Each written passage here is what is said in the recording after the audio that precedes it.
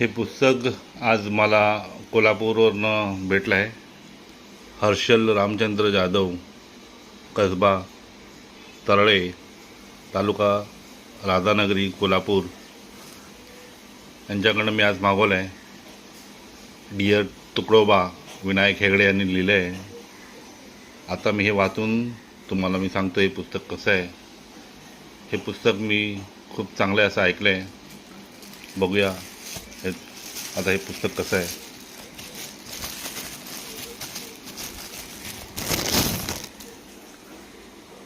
खूप छान कव्हर आहे.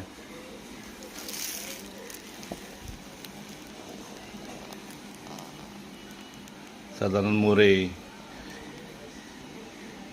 संत तुकाराम महाराज यांचे वंशज यांनी त्यांचा अभिप्राय दिला आहे. निखिल वागळे यांनी अभिप्राय दिला आहे. तसेच सकाळचे संपादक सम्राट फडणवीस यांनी अभिप्राय दिला आहे.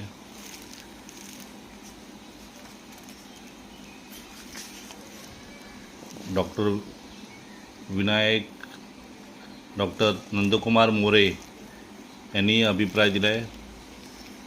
प्रवीण दशरथ बांदेकर सुप्रसिद्ध लेखक यांनी या पुस्तकाला अभिप्राय दिला आहे. तसेच विजय चोरमोरे ज्येष्ठ पत्रकार यांनी या पुस्तकाला अभिप्राय दिला आहे. खूप छान असा अभिप्राय दिला आहे. सर्वप्रथम मी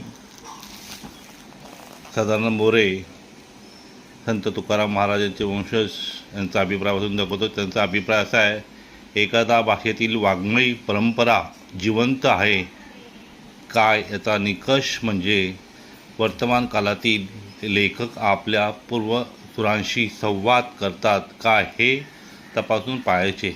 या विषयावर पाहिले तर मराठी वाङ्मयीय परंपरा जिवंत आहे हे निश्चितपणे म्हणतात येते.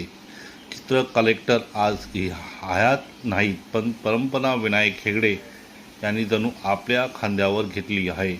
डिअर तुकडोबा ही त्यांची कृती